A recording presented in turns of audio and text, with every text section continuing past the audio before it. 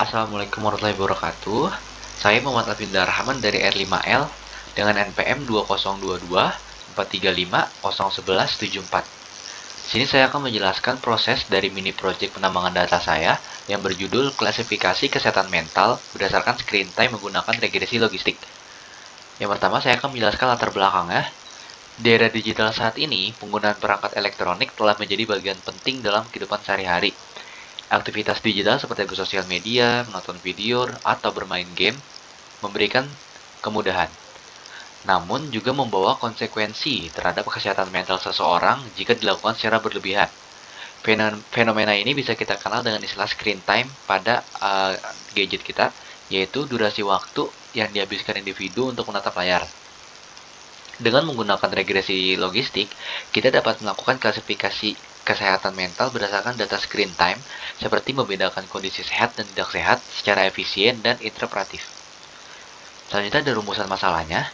Nah, rumusan masalah yang saya ambil ini adalah apakah model regresi logistik dapat digunakan untuk mengklasifikasikan kesehatan mental berdasarkan data screen time dan memprediksi kategori kesehatan mental berdasarkan sehat dan tidak sehat.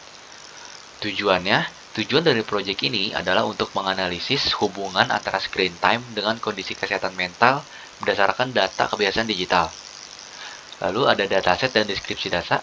Di sini sumbernya saya mengambil dari Kaggle dengan jumlah data adalah 100.000 dan ada 6 fitur utama, 6 kolom utama pada fiturnya, yaitu ada screen time hours, social media platform use, hours on TikTok, sleep hours, dan mood score, dan terakhir ada stress level.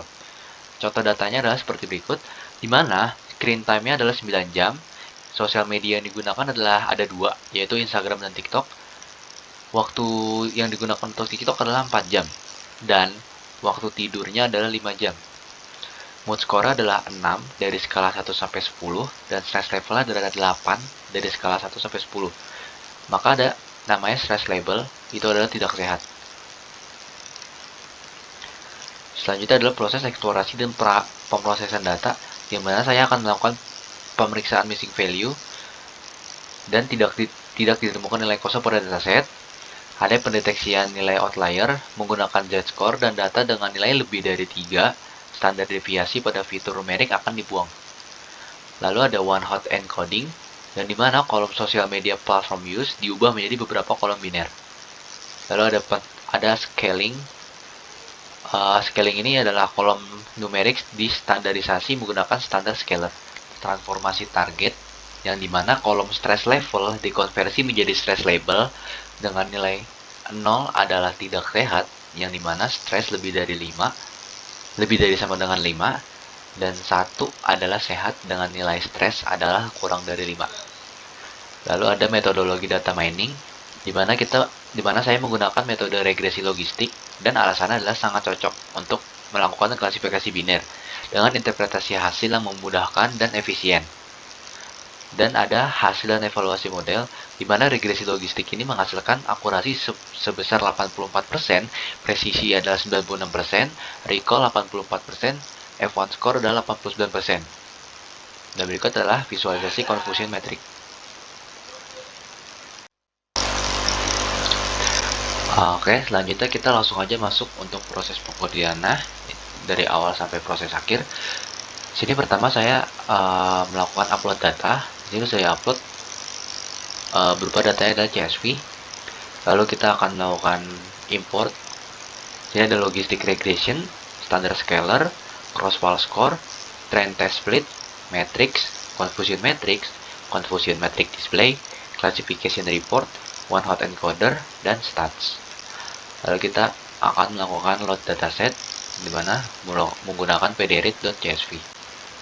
Ini adalah 100.000 data awal. Lalu kita masuk ke proses describe, yang dimana proses ini digunakan untuk melihat statistik deskriptif dari kolom numerik pada data. Lalu kita masuk ke df.info, di mana digunakan untuk melihat ringkasan struktur data frame. Kita akan melakukan check missing value, yang dimana di sini tidak ada nilai yang hilang atau tidak ada nilai missing value-nya. Artinya kita bisa langsung masuk ke proses selanjutnya. Proses selanjutnya adalah kita akan melakukan pendeteksian dan melakukan penanganan outliers menggunakan z-score, yang dimana proses pertama adalah mengambil kolom numerik dengan non-categorical columns, sehingga mengambil semua kolom dalam DF yang bertipe numerik seperti integer dan float. Lalu kita akan menentukan kolom yang akan di outlier. Di sini saya memilih 5 kolom, yaitu screen time hours, hours on TikTok, sleep hours, mood score, dan stress level. Dan kita akan membuat box plot untuk setiap kolom di numerical calls yang bertujuan untuk melihat distribusi data dan deteksi outliers secara visual. Ini adalah bentuknya. Selanjutnya kita akan menyimpan data dari df clean-nya, di mana untuk mengupdate data frame utama dengan versi yang sudah dibersihkan dari outliers ini. Lalu kita akan